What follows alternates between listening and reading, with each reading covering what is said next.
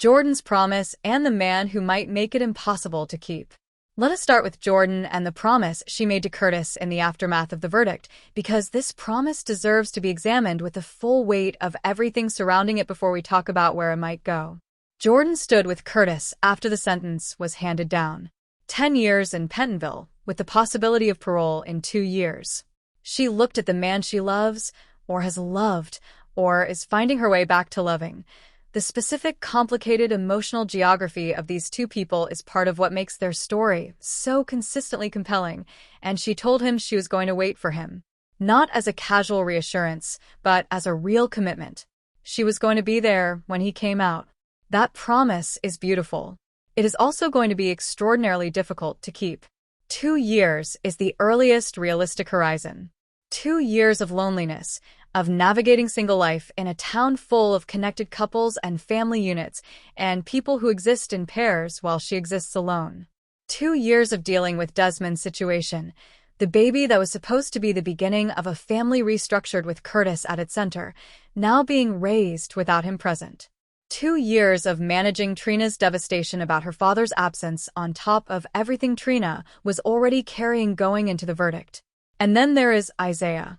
Here is the truth about Isaiah and Jordan that the summer has established and that the fall is going to have to reckon with. Before everything went so wrong, before Curtis's attack, before the legal proceedings, before the trial, there was something between Jordan and Isaiah. A genuine attraction that got interrupted by circumstances rather than resolved by choice. Jordan ended up choosing Curtis. Isaiah ended up with Portia. But the thing between Jordan and Isaiah did not simply disappear because both of them moved in other directions. And now the circumstances are changing in ways that bring Isaiah back into Jordan's orbit at a particularly vulnerable moment. The truth about the Route 91 accident is going to surface. Brooklyn knows what she knows.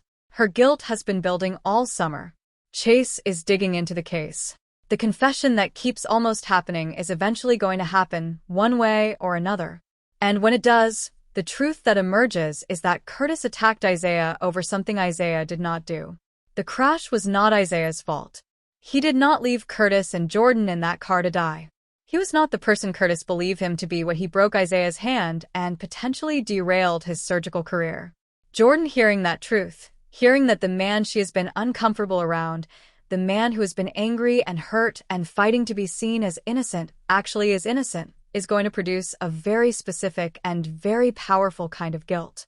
The kind that reorganizes how you see someone completely. She supported Curtis through everything. She believed Curtis's version of events even when part of her may have wondered. And Isaiah has been carrying the weight of a false accusation on top of the real physical damage Curtis caused him.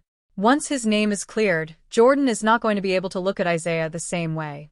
The sympathy and the apology that will come from her will be genuine. And genuine feeling between two people who were once attracted to each other, being expressed in the specific emotional register of one person acknowledging how wronged another has been. That is the kind of exchange that breaks through the careful distance people maintain. Isaiah and Portia are also facing their own turbulence. Portia's complicated feelings about the verdict, the horrible admission she made to Isaiah that it would be easier if Curtis were convicted, immediately followed by acknowledging that easier for her is not best for her children, is not the foundation of a peaceful partnership. The tension between Portia's guilt about Curtis's situation and Isaiah's righteous anger about what was done to him is going to find expression in ways that put pressure on what they have together. And a crumbling of Isaiah and Portia's relationship at the same moment that Jordan's solitude is most acute is a dramatically obvious, but emotionally honest path towards something happening between Jordan and Isaiah. None of this means Jordan is a bad person for what might happen. It means she is a human person in an impossible situation, alone by circumstance rather than choice, surrounded by the specific conditions that make keeping promises very difficult. Curtis's appeal might succeed eventually. Martin is not optimistic, but the option exists, and soap operas have a way of finding legal solutions when story requires them. But between the verdict and that eventual appeal, Jordan is going to live through a stretch of time that is going to test everything she thought she knew about what she can endure alone. Brennan needs a spy, and Jordan keeps coming up as the candidate.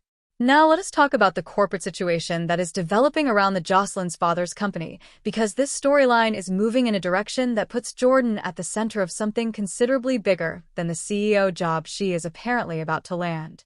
Brennan has suspicions. Something about the company is raising questions that he does not have the answers to yet. He needs someone on the inside, someone who can report back to him about what is actually happening there, what the inner workings look like, whether whatever is raising his concern is as serious as he thinks it is. And he needs that someone to be in a position of sufficient authority that they would have access to the information he needs. Jocelyn turning to Michael for help with the CEO search is the move that connects all of these dots. Michael, who has been paying attention to the corporate world around him with new intensity following everything that happened with Drew and Aurora and the deception situation, has been in conversation with Jordan recently.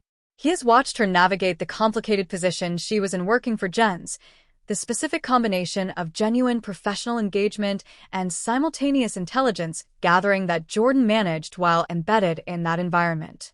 She was good at it. She was very good at it. The timing of Jordan's situation is perfectly aligned with the opening at the company. She just lost her previous position effectively. She told Valentine recently that her knowledge is valuable and she knows how to consult. She is someone who understands corporate environments, who has law enforcement instincts that translate into a specific kind of sharp attention to what is actually happening versus what is being presented, and who is genuinely interested in ascending into something with more responsibility and more compensation than she has had before. Michael recommending Jordan. The surprising offer arriving for Jordan. Someone vouching for her and providing the stamp of approval that gets her the position. Jocelyn telling Hudson that Jordan is who she wants to take her place. All of these pieces fit together into a clean line that ends with Jordan as the new CEO of the company. And then Brennan shows up. Because Brennan, who has been watching the pieces move around this company with growing suspicion about what is actually going on there, sees Jordan's new position as an opportunity he did not create but is absolutely going to use.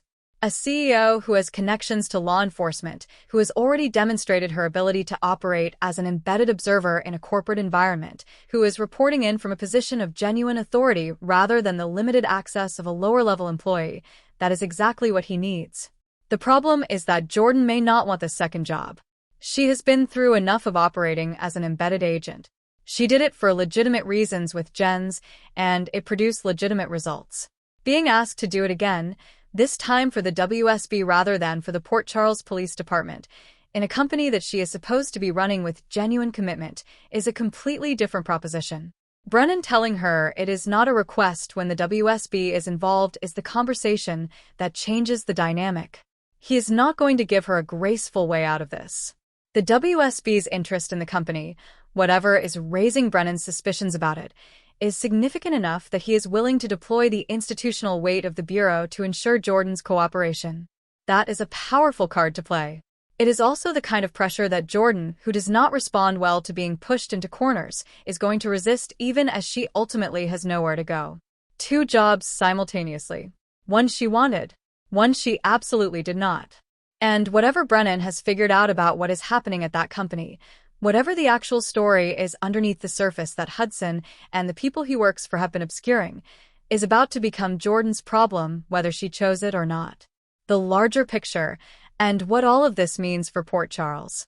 And now let us step back and look at what this week's developments together tell us about the shape of the fall that is coming, because Jordan at the center of 2 simultaneous storylines, Curtis in Pentonville with Jens as his cellmate, and Brennan operating with increasing fixation on something that connects to Hudson and to the mystery that has been building all summer.